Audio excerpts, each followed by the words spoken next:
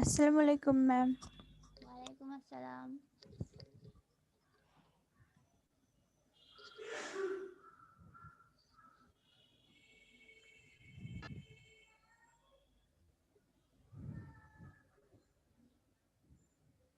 Video on করো তোমরা সবাই, আদারওয়াইজ আমি কিন্তু ইকোনমিক্স ম্যাডামের মতো তোমাদেরকে লিভ করে দিব। ম্যাম আসসালামু আলাইকুম। ওয়ালাইকুম আসসালাম। হোসনে আরা, জারিন, তানজিনা, ভিডিও অন করো।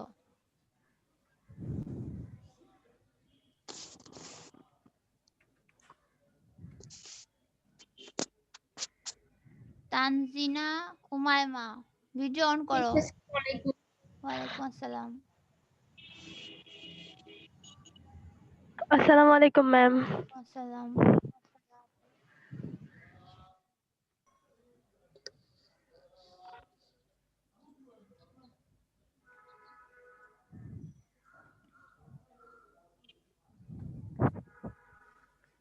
আসসালামু আলাইকুম মিস।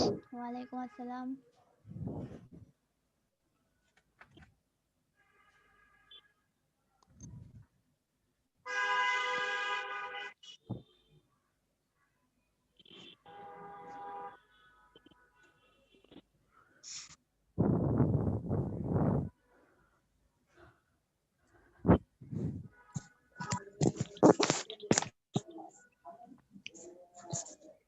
ম্যাম আসসালামু আলাইকুম।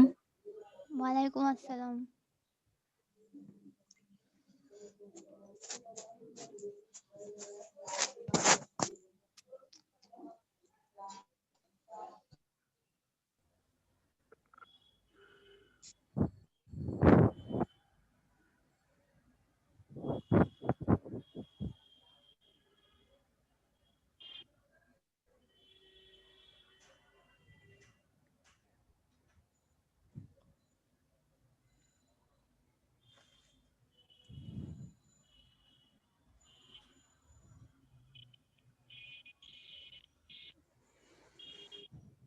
অন্তরা, হোসনে আরা, ইসরাত জাহান, ইতি, ভিডিও অন করো। তানজিনা এত আন্ধার কেন? এমন ভাবে রাখছো তোমাকে তো দেখাই যাচ্ছে না, শুধু অন্ধকার দেখা যাচ্ছে। ইসরাত জাহান, ইতি, লাবিবা, আঞ্জুম, ভিডিও অন করো। ইসরাত জাহান, তুমি শুনতে পাচ্ছ? তুমি রেসপন্স করছো না। ইসরাত জাহান, লাবিবা, আঞ্জুম।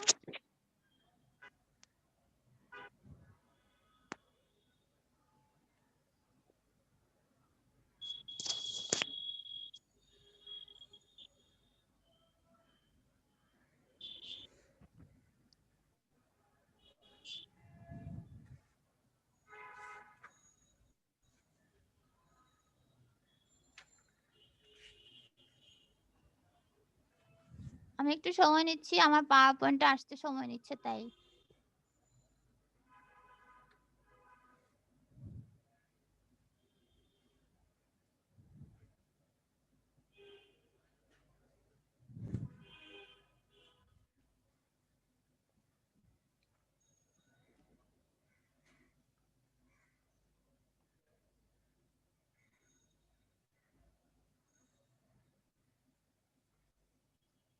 আচ্ছা, আমি স্ক্রিন শেয়ার করেছি, তোমরা কি দেখতে পাচ্ছ? জি ম্যাম। এবং এটাও দেখতে পাচ্ছ পাওয়ার পয়েন্ট কিন্তু হ্যাং করেছে, আমার এটা রেসপন্স করতেছে না, এই জন্য একটু সময় লাগছে।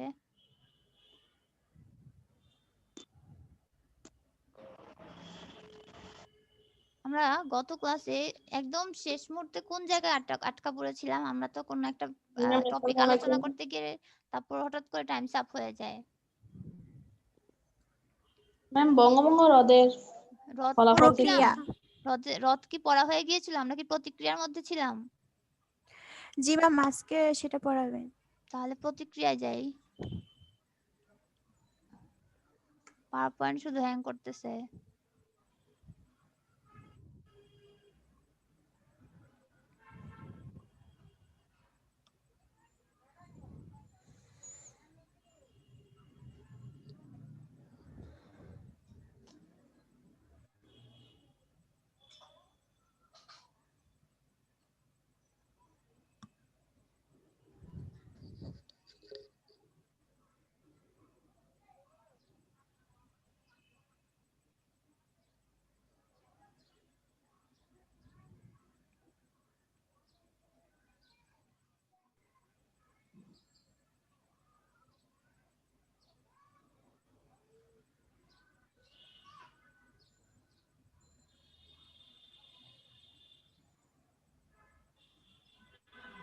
এটা হয়েছিল বঙ্গভঙ্গ রদ বা বাতিল, যে গভর্নর জেনারেল লর্ড হার্ডিঞ্জ করেছিল।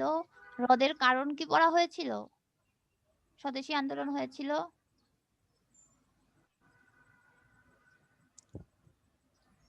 মেয়েরা, জি ম্যাম। রদের কারণ কি পড়া হয়েছিল? রদের কারণ ম্যাম স্বদেশী আন্দোলন, তারপরে বঙ্গভঙ্গ রদের কারণ এসব পড়েছি। আচ্ছা ঠিক আছে, গুড। আজকে তাহলে প্রতিক্রিয়া থেকে শুরু করি। এই হচ্ছে প্রতিক্রিয়া। আমরা জানি যে বঙ্গভঙ্গ করার পর প্রতিক্রিয়াটা ভিন্ন আসছিল মুসলমান এবং হিন্দুদের পক্ষ থেকে। বঙ্গভঙ্গ হয়েছিল মুসলমানদের সপক্ষে গিয়েছিল, অর্থাৎ যা যা উদ্যোগ নেওয়া হয়েছিল বঙ্গভঙ্গের মাধ্যমে, বাংলাকে দুই ভাবে বিভক্ত করে ঢাকাকে রাজধানী করে, তো সবকিছু মুসলমানদের সপক্ষে গিয়েছিল। কিন্তু যা কিছু ক্ষতি বা যা কিছু হারানোর মতো একটা অবস্থা সৃষ্টি হয়েছিল হিন্দুদের জন্য হিন্দুরা কিন্তু খুবই নেগেটিভলি প্রতিক্রিয়া দেখায় এবং তারা এটার বিরুদ্ধে পত্র-পত্রিকায় প্রচারণা চালায়, আন্দোলন করে এবং পরে সেটা সশস্ত্র রূপ লাভ করে স্বদেশী আন্দোলনের মাধ্যমে। তো তাদের চাপের মুখে শেষমেশ ব্রিটিশ সরকার বাধ্য হয় বঙ্গভঙ্গ রদ করতে 1911 সালে। তো রদ করার পরে এখন কি প্রতিক্রিয়া আসলো? দেখলাম যে এখন আবার ভিন্ন প্রতিক্রিয়া। এখন দেখলাম যে আমরা মুসলমানদের প্রতিক্রিয়া হচ্ছে তারা খুবই নাখোশ এবং হিন্দুদের প্রতিক্রিয়া হচ্ছে তারা আনন্দ উৎসব করছে। প্রথমে হিন্দুদের প্রতিক্রিয়াটা জানি। বঙ্গভঙ্গ রদে হিন্দুরা খুবই সন্তোষ প্রকাশ করে, জাতীয় কংগ্রেস একে স্বাগত জানায়। কংগ্রেস সভাপতি অনিকাচরণ মজুমদার ব্রিটিশ সরকারকে অভিনন্দন জানান। হিন্দু উগ্রপন্থীরা একে হিন্দু জাতীয়তাবাদের বিজয় হিসেবে আখ্যায়িত করে। হিন্দু জাতীয়তাবাদ হচ্ছে এরকম যে পুরো বঙ্গ হচ্ছে তাদের মাতা, বঙ্গমাতার অঙ্গচ্ছেদ করা যাবে না। এমনকি কংগ্রেসের ইতিহাস লেখক পট্টবী সীতারামময় বলেছিলেন যে 1911 সালের কংগ্রেসের বঙ্গবিরোধী যে আন্দোলন সেটা জয়যুক্ত হয়েছে।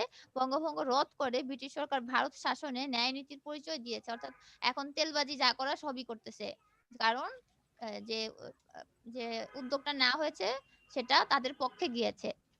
আর মুসলমানরা ঠিক বিপরীত প্রতিক্রিয়া, কারণ মুসলমানদেরকে কিন্তু কথা দেওয়া হয়েছিল, বিশেষত স্যার সলিমুল্লাহকে কথা দেওয়া হয়েছিল যে বঙ্গভঙ্গ আমরা করেছি এবং এটা থাকবেই। ব্রিটিশরা রীতিমতো প্রমিস করে সেই প্রমিসটা ভাঙে হিন্দুদের চাপের মুখে। ব্রিটিশদের নিজস্ব স্বার্থ হয়তো ছিল।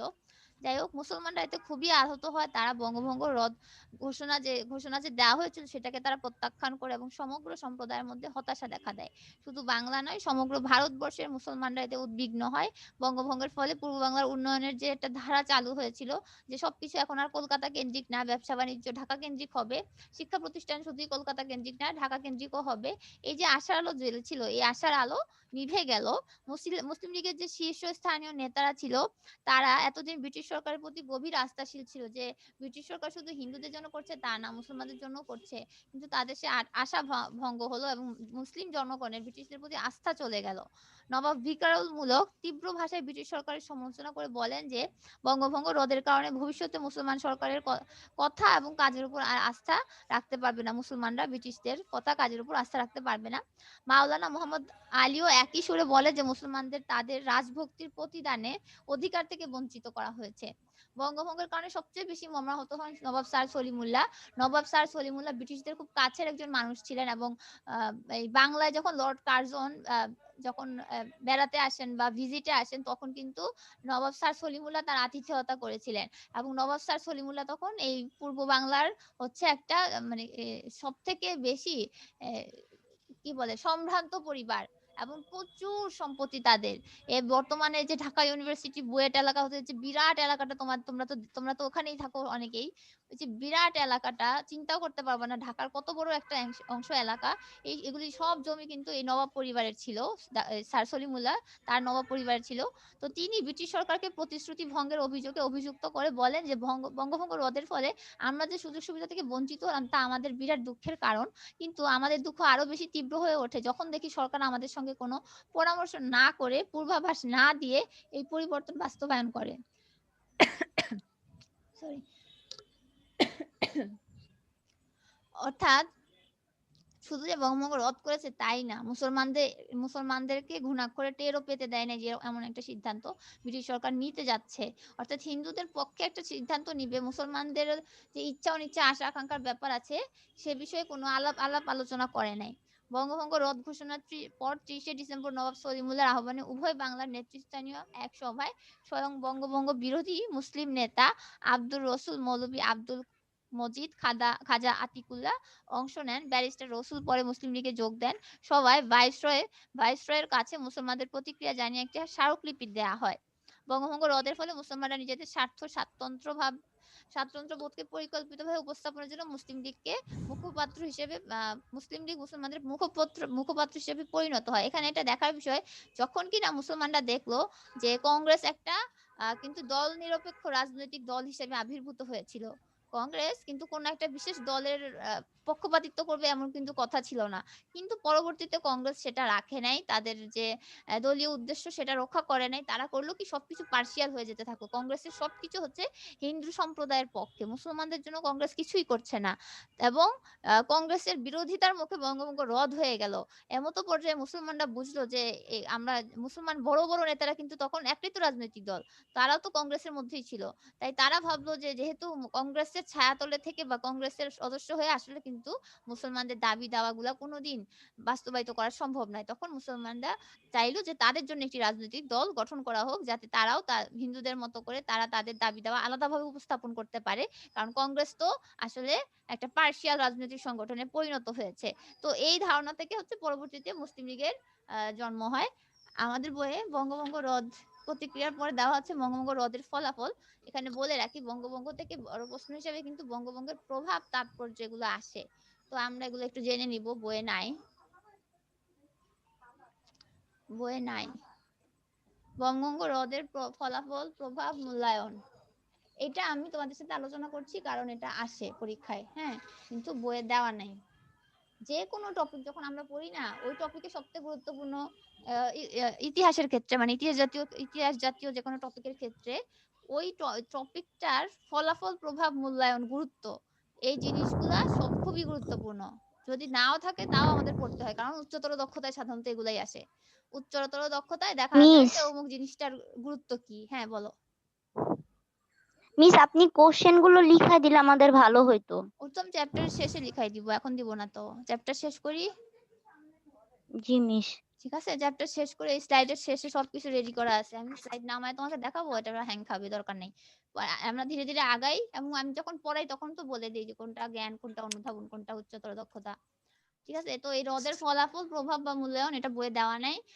বইয়ে ছোট করে লিখে পাশে 3 অবলিক 4 দিয়ে রাখো। 3 আর 4 এর জন্য এটা গুরুত্বপূর্ণ। তো আলোচনা করি, মন দিয়ে শোনো। হ্যাঁ, এই বঙ্গভঙ্গ রদটা করার ফলে যেটা হলো, প্রথমত মুসলমানদের আস্থা বিনষ্ট হলো। এই ঘটনায় হিন্দুদের স্বার্থে মুসলমানদের প্রতি ব্রিটিশ সরকার যে বিশ্বাসঘাতকতাটা করলো, ফলে মুসলমানদের ব্রিটিশ সরকারের প্রতি চিরতরে আস্থা নষ্ট হয়ে গেল। দ্বিতীয়ত, সাম্প্রদায়িকতা বৃদ্ধি পেল। কারণ বঙ্গভঙ্গ চলাকালীন আমরা দুই সম্প্রদায়ের দুইটা ভিন্ন প্রতিক্রিয়া দেখেছি, এবং হিন্দুরা তাদের প্রতিক্রিয়ার ব্যাপারে এতটা ডেসপারেট ছিল যে তারা যে কোনো মূল্যে বঙ্গভঙ্গ রদ করে ছাড়বে, যেটা কিনা মুসলমানদের স্বার্থ বিরোধী। তো ফলে তাদের যে দুই সম্প্রদায়ের স্বার্থ ভিন্ন, এবং তারা নিজেদের স্বার্থের জন্য, মুসলমানরা তো শুরু করে নাই, হিন্দুরা নিজেদের স্বার্থের জন্য যা ইচ্ছা তাই করতেছে, ওই অপর সম্প্রদায়ের ভালো মন্দ কিছুই ভাবছে না। হ্যাঁ, শুধু মানে ব্যক্তি স্বার্থ বা নিজের সাম্প্রদায়িক স্বার্থকে প্রাধান্য দিচ্ছে। ফলে এই দুইটা সম্প্রদায়ের মধ্যে খুব বড় ধরনের একটা ভাঙন ধরলো, ঐক্যের পরিবর্তে ভাঙন ধরলো। ফলে এই দুইটা সম্প্রদায়ের মধ্যে তিক্ততা, অবিশ্বাস, হিংসা, বিদ্বেষ, ভ্রাতৃত্ববোধ নষ্ট হয়ে যায়, এবং পরিণামে যেটা হয়, সাম্প্রদায়িকতার জন্ম হয়। এবং এই সাম্প্রদায়িকতার মূল্য বছরের পর বছর পরে দিতে হয়েছে। অনেক মানুষ মারা গিয়েছে শুধুমাত্র এই সাম্প্রদায়িক দাঙ্গা নানাভাবে লেগেছে। পরে বিভিন্ন জায়গায় বিভিন্নভাবে সাম্প্রদায়িক দাঙ্গা লেগেছে। শুরুটা হয়েছে বঙ্গভঙ্গের মাধ্যমে। 3 হচ্ছে মুসলমানদের কংগ্রেস ত্যাগ। যে বড় বড় নেতারা, আমরা বলছিলাম বড় বড় নেতারা, যে নবাব স্যার সলিমুল্লাহর কথা বলি, বা খাজা নাজিমুদ্দিন, বা সোহরাওয়ার্দী, একে ফজলুল হক, এই বড় বড় নেতারা কিন্তু কংগ্রেস নামক রাজনৈতিক প্ল্যাটফর্ম থেকে উঠে আসছে। কিন্তু তারা যখন বুঝলো যে কংগ্রেস আসলে তাদের জন্য কিছুই করবে না, তাদের সম্প্রদায়ের জন্য কিছু করবে না, তখন তারা কংগ্রেস ত্যাগ করলো। এবং তারা ত্যাগ করলো, এখনো নতুন রাজনৈতিক দলে জয়েন করে নাই, তারা ত্যাগ করেছে। তারপর হচ্ছে মুসলিম স্বাতন্ত্র্যবোধের জন্ম। এই বঙ্গভঙ্গ রদের মাধ্যমে মুসলমানরা বুঝতে পারলো তারা একটা আলাদা সম্প্রদায়। তারা নিজেদেরকে স্বতন্ত্র মনে করতে শুরু করলো, যে তাদের দাবি দেওয়া, স্বার্থ সবকিছু হিন্দুদের থেকে ভিন্ন। লখনৌ চুক্তি স্বাক্ষর। আহ লখনৌ চুক্তি স্বাক্ষর হচ্ছে বঙ্গভঙ্গ রদের ফলে হিন্দু মুসলমানদের একটা বিরোধ, হ্যাঁ, একটা তুমুল পর্যায়ে চলে যায়। তো এই বিরোধটা মেটানোর জন্য কিছু কিছু উদারনৈতিক নেতা থাকে যারা আসলে সহিংসতার থেকে ঐক্যবদ্ধতা পছন্দ করে। তো এরকম কিছু নেতা একত্রিত হয় যে এই উদ্দেশ্যে যে হিন্দু মুসলমানদের কি বলে সাম্প্রদায়িকতাটা দূর করে তাদেরকে একটা প্ল্যাটফর্মে আনা যায় কিনা। এই উদ্দেশ্যে 1916 সালে লখনৌ শহরে একটা চুক্তি হয়, সেটা হচ্ছে লখনৌ চুক্তি। 6 হচ্ছে হিন্দুরা লাভবান হয়, বঙ্গভঙ্গ রদের পরে হিন্দুরা লাভবান হয়, এতে কোনো সন্দেহ নাই। সবকিছু আবার পুনরায় কলিকাতা কেন্দ্রিক উন্নয়ন, কলিকাতা কেন্দ্রিক ব্যবসা বাণিজ্য শিক্ষা প্রতিষ্ঠান। তারপর রাজনৈতিক সচেতনতা বৃদ্ধি পায় এই রদের ফলে। মুসলমানদের মধ্যে রাজনৈতিক সচেতনতা তৈরি হয়। এতদিন তারা কংগ্রেস নির্ভর ছিল, তারা এখন কংগ্রেস থেকে বের হয়ে আসলো এবং এরপর আমরা দেখবো যে তারা একটা নতুন রাজনৈতিক দল গঠন করবে। আর হচ্ছে ঢাকা বিশ্ববিদ্যালয় প্রতিষ্ঠা। ব্রিটিশ গভর্নর জেনারেল স্যার সলিমুল্লাহকে খুবই পছন্দ করতেন, এতটাই পছন্দ করতেন যে সলিমুল্লাহ মন খারাপ করেছে তার মন ভালো করার জন্য, অর্থাৎ বঙ্গভঙ্গ রদের কারণে তিনি কতটা বিট্রেড ফিল করেছেন, যে তার সাথে বিশ্বাসঘাতকতা হলো। তখন সে সময় যিনি গভর্নর জেনারেল ছিলেন তিনি নবাব স্যার সলিমুল্লাহকে কথা দিলেন যে আপনার এলাকায় আমরা একটা বিশ্ববিদ্যালয় তৈরি করে দিব। তার মন ভালো করার জন্য তাকে বলল যে একটা বিশ্ববিদ্যালয় করে দিব, আর সেটাই হচ্ছে ঢাকা বিশ্ববিদ্যালয়। বঙ্গভঙ্গ রদের ফলে পূর্ববঙ্গ জনগণ ব্রিটিশ সরকারের প্রতি ক্ষুব্ধ ছিল এবং এই বীতশ্রদ্ধ বা ক্ষোভটা মেটানোর জন্য এবং স্যার সলিমুল্লাহকে সন্তুষ্ট করার জন্য তখন ঢাকা বিশ্ববিদ্যালয় গঠনের প্রতিশ্রুতি দেয় ব্রিটিশ সরকার, এবং এই জন্য নাথান কমিশন গঠন করা হয়। নাথান কমিশন গঠন করা হয় এবং ওই কমিশনের প্রচেষ্টায় 1921 সালে ঢাকা বিশ্ববিদ্যালয় প্রতিষ্ঠিত হয়। এগুলো হচ্ছে বঙ্গ রদের ফলাফল বা মূল্যায়ন। পয়েন্ট দেখি তোমরা নিজেরা ভেতরটা লিখে ফেলতে পারবা, ঠিক আছে? পরের স্লাইডে চলে যাই।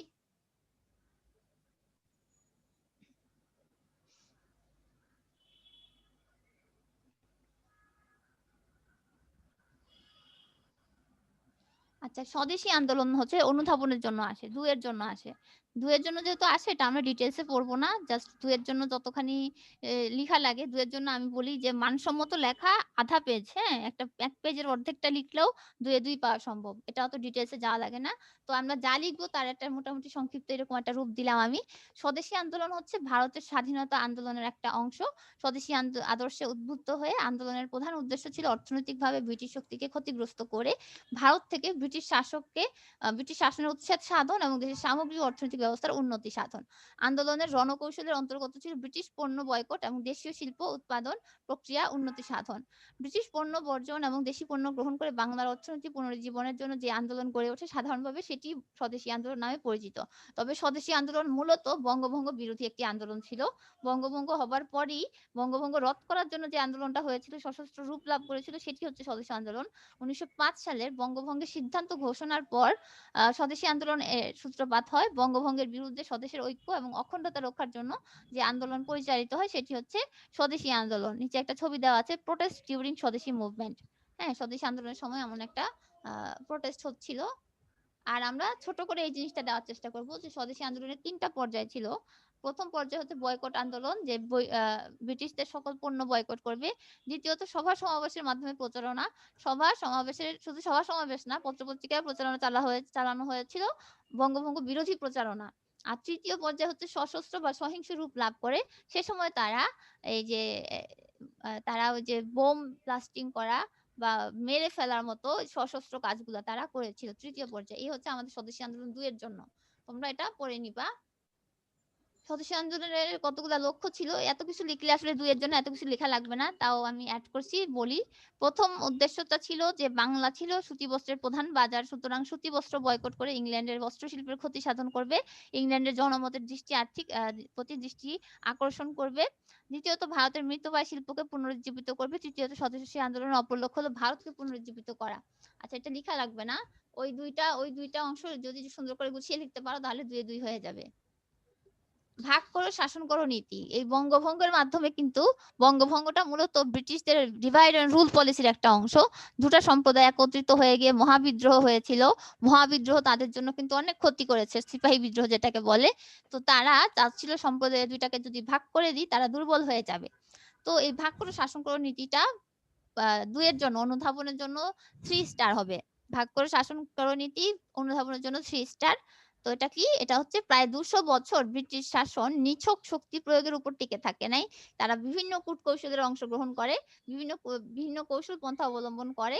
তার মধ্যে অন্যতম হচ্ছে ভাগ করো শাসন করো নীতি, অর্থাৎ একটি সম্প্রদায় একটি জাতিগোষ্ঠীকে সাম্প্রদায়িক বিভাজন, তাদের মধ্যে সাম্প্রদায়িক বিভাজন তৈরি করে তাদেরকে দুর্বল করে দেওয়া হলো।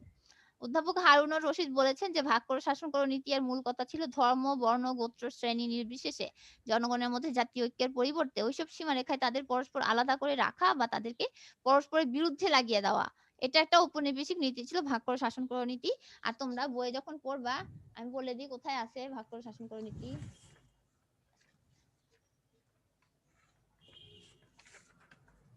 তোমাদের বইয়ে 6 পেজে আছে, 6 নং পেজে আছে ডিভাইড এন্ড রুল পলিসি। ওইটা 3 স্টার দিবা 2 এর জন্য, হ্যাঁ 2 লিখবা আর 3 স্টার দিবা।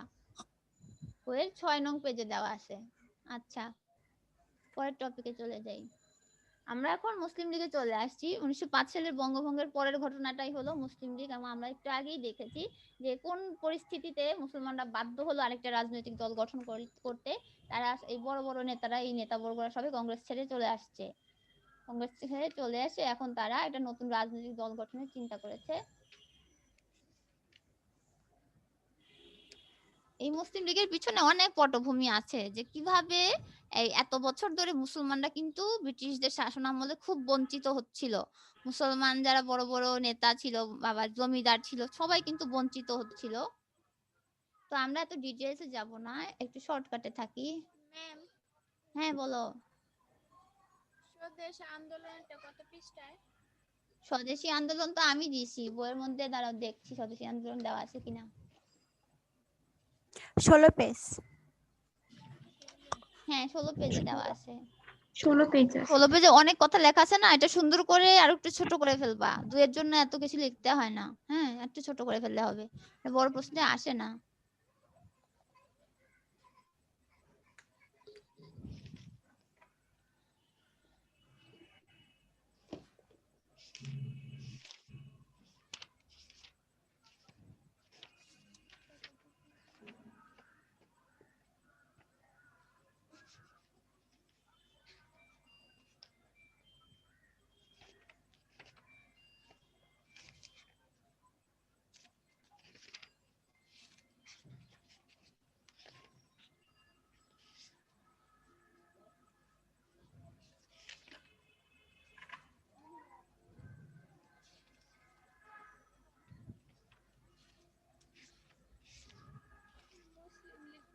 আচ্ছা, এখন আমরা মুসলিম লীগের পটভূমিটা দেখি। প্রথমটা হচ্ছে ভারতীয় মুসলমানদের সে সময় খুব দুরবস্থা ছিল। পাশে যে ছবিটা দেওয়া আছে বলো তো এটা কে, টুপি মাথায়? স্যার সলিমুল্লাহ। না হয়নি, আরেকজন বলো তো। লিয়াকত, না হয়নি। ওই যে যে- জিন্না, কুখ্যাত জিন্না, হ্যাঁ 3 নম্বরে যে বলছো সে ভালো বলছো। তুমি বলতে পারছো, কে নাম বলো তো? উমাইমা। উমামা কলেজ করলে তুমি ক্যান্ডি পাবা। আচ্ছা, ভারতীয় মুসলমানদের দুরবস্থা। 1757 সালে যে পলাশী যুদ্ধ হয়, এর মাধ্যমে ভারতে মুসলমান, শুধু যে বাংলার স্বাধীনতা অবদমিত হয়েছিল তাই না, মুসলমানদেরও কিন্তু সে সময় মানে মুসলমানদের যে রাজত্ব সেটারও কিন্তু অপসারণ হয়েছে। এরপর কিন্তু এই 200 বছরে কিন্তু মুসলমানরা তেমন কিছু করতে পারে নাই। মানে তারা অনেক বেশি ব্রিটিশ শাসনের সময় অনেক বেশি পার্সিয়ালিটির শিকার হয়েছে। ব্রিটিশ শাসন আমলে মুসলমানদের প্রতি বিমাতা সুলভ আচরণ, অথবা সরকারি ভাষা বা ইংরেজি ভাষার প্রচলন, তারা আবার ফার্সি ভাষায় আগে অফিস আদালত চলতো, মুসলমানরা সেটাতেই শিক্ষিত ছিল, কিন্তু ইংরেজি ভাষা চালু করার কারণে মুসলমানরা পিছিয়ে গেল। তারপর চিরস্থায়ী বন্দোবস্ত, আরো অনেকগুলা এমন কিছু এমন কতগুলা সিদ্ধান্ত ব্রিটিশ সরকার নেয় যেগুলো সবগুলো ছিল অ্যান্টি মুসলিম, হ্যাঁ সব মুসলমানদের বিরুদ্ধে। তো 19 শতকের মধ্যভাগ থেকে হিন্দু সমাজে ধর্মীয় জাতীয়তাবাদের সূত্র হয়, এবং ধর্মীয় জাতীয়তার উপর ভিত্তি করে হিন্দুরা রাজনৈতিক জাতীয়তার গোড়াপত্তন করে, তারা কংগ্রেস গঠন করে। এখন মুসলমানদের মধ্যেও এই জাতীয়তাটা তৈরি হতে হবে। তো মুসলমানরা বঙ্গভঙ্গের পরে তাদের মধ্যে এই জাতীয়তাটা তৈরি হয় যে তাদেরও আসলে একটা রাজনৈতিক দল গঠন করতে হবে তাদের দাবি দাওয়া উত্থাপন করার জন্য। দ্বিতীয় হচ্ছে আলীগড় আন্দোলনের একটা প্রভাব আছে। আমরা আলীগড় আন্দোলনের নাম শুনেছি।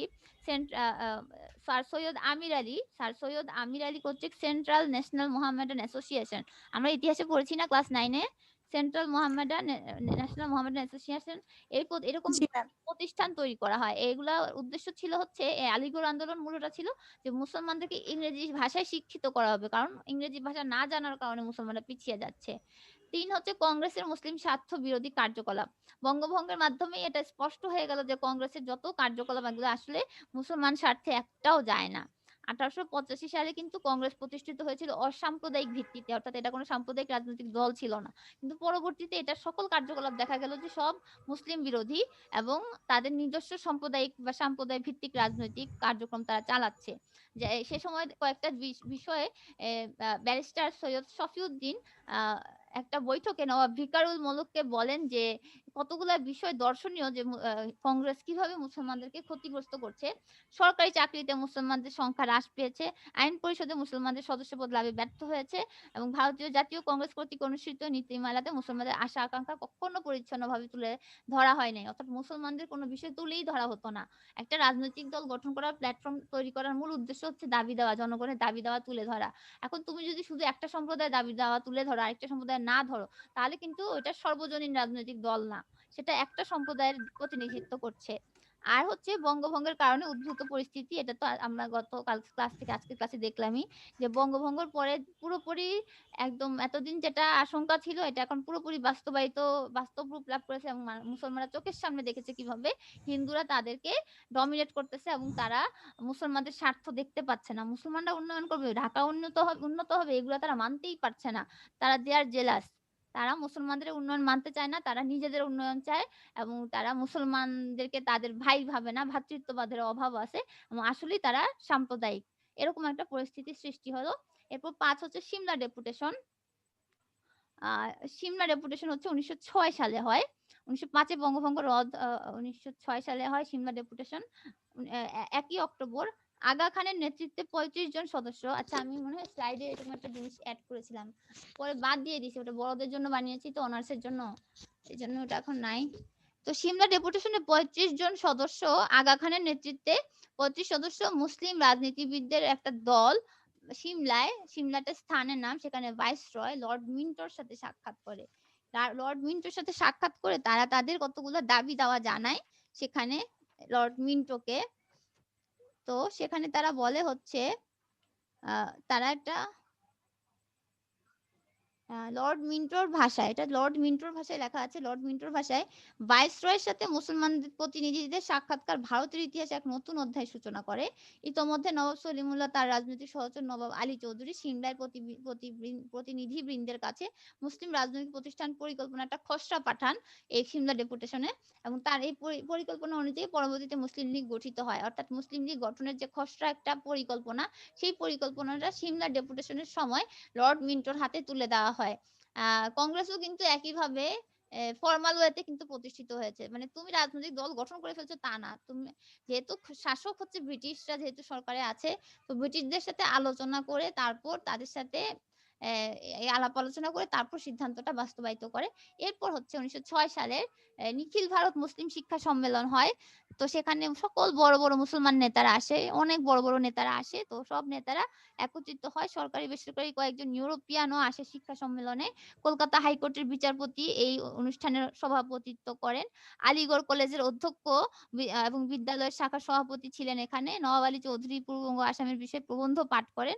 তো এইভাবে হচ্ছে ওই দিনের অধিবেশন, নিখিল ভারত মুসলিম লীগ শিক্ষা সম্মেলনের অধিবেশন শুরু হয়। এরপর একটা রাজনৈতিক অধিবেশন হয় হচ্ছে ১৯০৬ সালের ৩০শে ডিসেম্বর নবাব ভিকারুল মুলক এর সভাপতিত্বে একটা রাজনৈতিক অধিবেশন হয়। সেই অধিবেশনে ভাষণে তিনি বলেন যে মুসলমানদের প্রতি হিন্দুদের যে দৃষ্টিভঙ্গি, বিশেষ করে কংগ্রেসের দৃষ্টিভঙ্গি তারা লক্ষ্য করছেন তা বঙ্গভঙ্গের মাধ্যমে সুস্পষ্ট হয়েছে। মুসলমানদের জন্য পৃথক নির্বাচনের প্রয়োজন এবং ব্রিটিশ সরকার তা দিতে সম্মত হয়েছে, কিন্তু এর পূর্বে যা প্রয়োজন সেটা হচ্ছে সংগঠন গড়ে তোলা। অর্থাৎ সিমলা ডেপুটেশনে তারা কিন্তু এই কথাটা আদায় করে এনেছে যে ব্রিটিশ সরকার মুসলমানদের জন্য আলাদা নির্বাচনের ব্যবস্থা করবে। এখন নির্বাচনের ব্যবস্থা, যদি তুমি নির্বাচনে অংশগ্রহণ করতে চাও, মুসলমানরা আলাদাভাবে নির্বাচন করতে চায়, সেক্ষেত্রে কিন্তু একটা রাজনৈতিক দলের প্রয়োজন আছে। আছে। তো নবাব ভিকারুল মুলক এটাই বললো যে একটা রাজনৈতিক দল গঠন করতে হবে এবং অন্যান্য যত মুসলিম নেতাবৃন্দ ছিল তারা তার সাথে সহমত পোষণ করলো। নবাব ভিকারুল মুলকের বক্তব্যের পর নবাব সলিমুল্লাহ একটা প্রস্তাব উত্থাপন করেন। তিনি মুসলমানদের স্বার্থ রক্ষা, ব্রিটিশ সরকার মুসলমানদের মধ্যে সুসম্পর্ক এবং সকল সম্প্রদায়ের মধ্যে সদ্ভাব গড়ে তোলার জন্য একটি শক্তিশালী রাজনৈতিক দলের প্রস্তাব উত্থাপন করেন এবং এই প্রস্তাবটি হাকিম আজমল খান, নবাব ভিকারুল মুলক এবং অন্যান্য নেতৃবৃন্দ কর্তৃক সর্বসম্মতিক্রমে গৃহীত হয়। তারপর 1906 সালের 31শে ডিসেম্বর 30শে ডিসেম্বরের ঘটনা, অর্থাৎ এই দিন সকল আনুষ্ঠানিক ভাবে সবার মতামত নেওয়া হলো, সবাই ঐক্যমত পোষণ করলো এবং এর পরের দিন 31শে ডিসেম্বর নিখিল ভারত বা সর্বভারতীয় মুসলিম লীগ নামক একটি রাজনৈতিক দল জন্ম লাভ করে। এই হচ্ছে মুসলিম লীগের পটভূমি, কিভাবে জন্ম লাভ করলো। এখন দেখো মুসলিম লীগের উদ্দেশ্যগুলো কি ছিল। মুসলিম লীগের উদ্দেশ্যের পাশে 3 স্টার দাও, এটা পরীক্ষায় আসে। হ্যাঁ, উদ্দেশ্য 2 আর 3 এর জন্য। হ্যাঁ, উচ্চতর দক্ষতায় অবশ্যই আসবে না, আসলে হয় অনুধাবনে আসবে অথবা প্রয়োগে আসবে। উদ্দেশ্য হচ্ছে ব্রিটিশ সরকারের প্রতি আনুগত্য প্রদর্শন করবে এবং সরকারের কোনো ব্যবস্থা সম্পর্কে মুসলমানদের কোনো ভ্রান্ত ধারণা সৃষ্টি হলে তা দূর করবে। দ্বিতীয়ত, ভারতীয় মুসলমানদের রাজনৈতিক অধিকার ও স্বার্থ রক্ষা করবে। তৃতীয়ত, অভাব, অভিযোগ ও দাবি দাওয়া সম্পর্কে সরকারের দৃষ্টি আকর্ষণ করবে। তারপর অন্য সম্প্রদায়ের প্রতি বিদ্বেষপূর্ণ মনোভাব পরিহার করবে। আর হচ্ছে কংগ্রেসের আধিপত্য খর্ব করবে, কারণ কংগ্রেস এককভাবে আধিপত্য বিস্তার করে যাচ্ছে। তো কংগ্রেসের আধিপত্য খর্ব করার মাধ্যমে, অর্থাৎ balance of power, balance of power তৈরি করবে। মুসলিম লীগের কার্যক্রমটা হচ্ছে, তোমাদের বইয়ে কার্যক্রম দেওয়া আছে কিনা? মুসলিম লীগের কার্যক্রম দেওয়া আছে, ডিটেইলস অনেক কিছু দেওয়া আছে। স্যার দেওয়া আছে। এখন পরীক্ষায় আসে হচ্ছে মুসলিম লীগের ব্রিটিশ ভারত বিভক্তিতে, অর্থাৎ 47 সালে ভারত ভাগ হয়ে, তো ওই ভারত বিভাগে মুসলিম লীগ কংগ্রেসের অবদান বর্ণনা করো বা তাদের প্রভাব বর্ণনা করো বা তাদের গুরুত্ব আলোচনা করো। কার্যক্রম আসলে সেভাবে আসে না।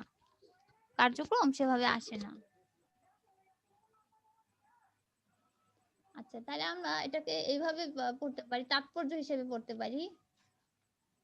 তাৎপর্যটা তোমাদের বইয়ের সাথে মিল নেই না, আমার এটা বাদ দেই, আমি বরং তোমাদের বইয়েরটা পড়াই। তোমাদের বইয়ে সুন্দর করে তাৎপর্য দেওয়া আছে, এই যে কার্যক্রমগুলো না, এই কার্যক্রমগুলোই তাৎপর্য। মিস আমার বই কার্যক্রম নাই।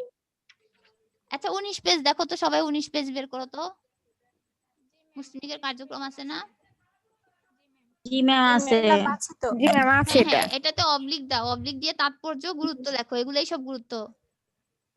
ঠিক আছে, এই মুসলিম লীগের কার্যক্রমের মধ্যে যেগুলো আছে, যে ব্রিটিশ সরকারের নিকট দাবি দাওয়া পেশ করতে পেরেছে, এটা একটা গুরুত্বপূর্ণ দিক। তারপর পৃথক নির্বাচনের দাবি স্বীকৃত হয়েছে। আমরা যখন এটাকে তাৎপর্য বলবো তখন লাইনটাকে একটু চেঞ্জ করে দিব, পৃথক নির্বাচনের দাবি না দিয়ে বলবো পৃথক নির্বাচনের দাবির স্বীকৃতি। তারপর কংগ্রেসের সাথে ঐক্যবদ্ধ আন্দোলন, হ্যাঁ প্রকাশ দিব না, ঐক্যবদ্ধ আন্দোলন। তারপর হচ্ছে জিন্না 14 দফা, তারপর সর্বভারতীয় যুক্তরাষ্ট্রীয় ব্যবস্থার প্রবর্তন, তারপর হচ্ছে দ্বিজাতি তত্ত্ব এবং লাহোর প্রস্তাব, এগুলি সব ছিল মুসলিম লীগের অবদান। আচ্ছা, তাহলে এগুলো একটু রিডিং করি। 1906 সালে ব্রিটিশ ভারতে মুসলিম লীগ প্রতিষ্ঠা একটা গুরুত্বপূর্ণ ঘটনা ছিল, কেননা এটি ছিল সত্যিকার অর্থে উপমহাদেশে মুসলমানদের জন্য গঠিত সর্বপ্রথম একটা পূর্ণাঙ্গ রাজনৈতিক সংগঠন।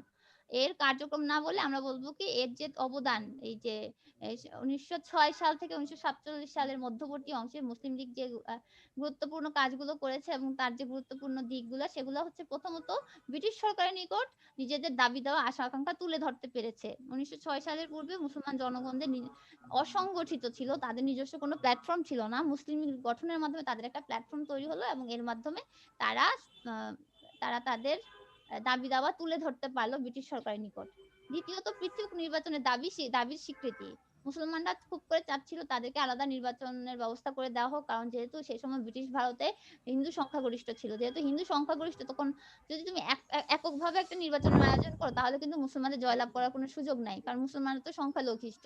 এই জন্য চাচ্ছিল যে মুসলমানদের জন্য আলাদা নির্বাচন থাকবে, যে মুসলমান ক্যান্ডিডেটরা, মুসলমান যারা কি বলে ভোটার, তারাই মুসলমানদেরকে আবার নির্বাচিত করবে, হিন্দুদের সাথে যেন মিক্স না হয়, কারণ হিন্দু তো সংখ্যাগরিষ্ঠ, সেক্ষেত্রে হিন্দুরা মুসলমানদের তো ভোট দিবে না। তো পৃথক নির্বাচনের এই দাবিটা সিমলা ডেপুটেশনের সময় আগা খানের নেতৃত্বে সিমলা ডেপুটেশনের সময় সেটা লর্ড মিন্টোকে অবহিত করানো হয় এবং পরবর্তীতে 1909 সালে, আমরা একটু পরে 1909 সালের আইনে যাব, 1909 সালের আইনে কিন্তু এটা স্বীকৃতি লাভ করে। তারপর হচ্ছে দায়িত্বশীল সরকার প্রতিষ্ঠার লক্ষ্যে কংগ্রেসের সাথে ঐক্যবদ্ধ আন্দোলন প্রকাশ করা। কংগ্রেস থেকে সরে এসেছে এটা সত্যি কথা, কিন্তু কংগ্রেসের পুরোপুরি বাদ দিয়ে দিয়েছে ব্যাপারটা তা না।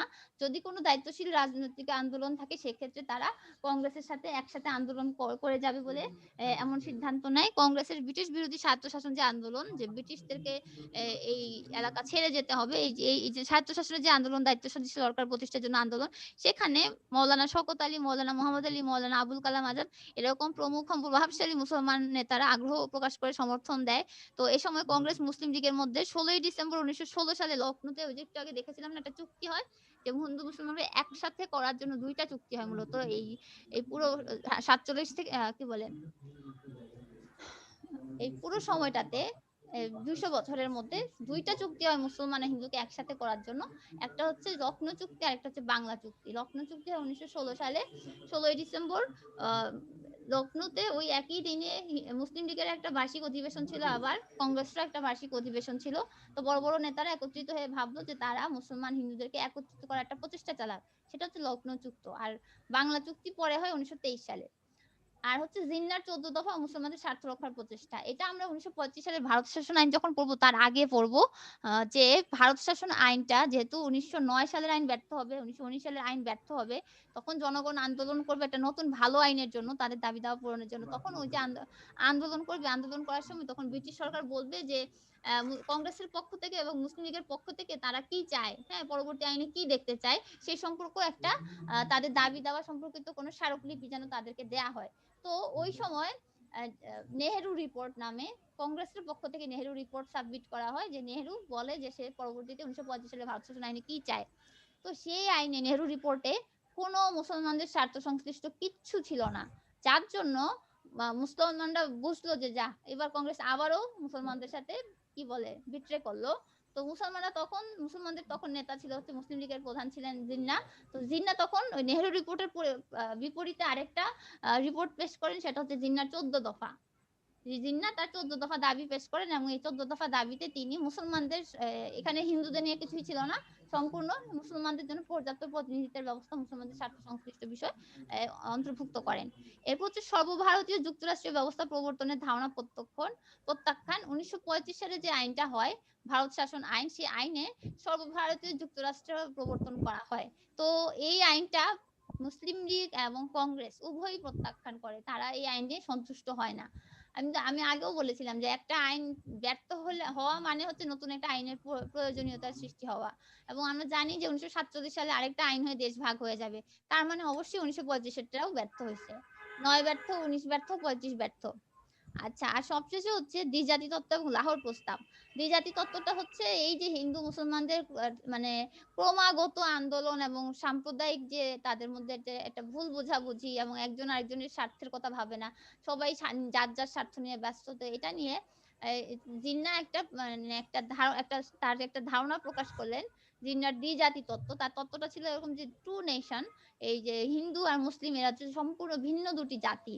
এরা আসলে তিনি তাদেরকে শুধু সম্প্রদায় বলেন নাই, তিনি বলছেন এটা দুইটা ভিন্ন জাতি, এদের আশা আকাঙ্ক্ষা স্বার্থ কিচ্ছুতে মিল নাই, সুতরাং এদের জন্য দুইটা ভিন্ন ভিন্ন রাষ্ট্র হওয়া উচিত। এটা হচ্ছে জিন্নাহর দ্বিজাতি তত্ত্ব। তো এই তত্ত্বের পরেই এটা 1940 সালেই হয়। তারপরেই শেরে বাংলা একে ফজলুল হক একটা প্রস্তাব দেন লাহোরে, সেটা হচ্ছে লাহোর প্রস্তাব। আমরা ডিটেইলসে লাহোর প্রস্তাব পড়বো, হ্যাঁ, ডিটেইলসে লাহোর প্রস্তাব পড়বো। লাহোর প্রস্তাবে পাশাপাশি সন্নিহিত মানে পাশাপাশি অবস্থিত এমন সংখ্যাগরিষ্ঠ মুসলমানদেরকে নিয়ে একাধিক স্বাধীন রাষ্ট্রের কথা বলা হয়। একাধিক, হ্যাঁ, একটা না। পরবর্তীতে কিন্তু একটা স্বাধীন রাষ্ট্র হয়েছিল, পূর্ব পাকিস্তান, পশ্চিম পাকিস্তান নিয়ে একটা পাকিস্তান হয়েছিল, কিন্তু শেরে বাংলা কিন্তু একটার কথা বলে নাই, একাধিক স্বাধীন রাষ্ট্রের কথা বলে। পরে জিন্নাহ ষড়যন্ত্র করে সেই স্টেট শব্দ থেকে এস মুছে দিয়ে সেটাকে স্টেট বানিয়ে দেয়, মানে একটা রাষ্ট্র হবে, এবং সেটাই হয় পরে একটা রাষ্ট্র হয়। এবং সেই একটা রাষ্ট্র তো আসলে টিকে নাই, একটা রাষ্ট্র যে আসলে অযৌক্তিক একটা ধারণা ছিল, 23 বছর বাঙালি যুদ্ধ করে বা শোষিত হয়ে তারপর সেটার প্রমাণ দেওয়া লাগছে বাঙালিকে। এই হচ্ছে মুসলিম লীগের তাৎপর্য। এরপর 1909 সালের আইন। আমাদের সময় কতক্ষণ আছে? আমাদের টাইম শেষ। এক টাইম শেষ। তাহলে তোমাদের ক্লাস টেস্টে পড়া হচ্ছে মুসলিম লীগ পর্যন্ত, ঠিক আছে? প্রথম পত্র প্রথম অধ্যায় পুরাটা, হ্যাঁ, পরিণতি প্রথম পত্র প্রথম অধ্যায় পুরাটা, পরিণতি দ্বিতীয় পত্র প্রথম অধ্যায়ের মুসলিম লীগ পর্যন্ত, মুসলিম লীগ পর্যন্ত। ঠিক আছে, তাহলে এই হচ্ছে ক্লাস টেস্টের পড়া। আচ্ছা সবাই ভালো থেকো, জি মিস। আমি এন্ড করতেছি। আসসালামু আলাইকুম। ওয়ালাইকুম আসসালাম।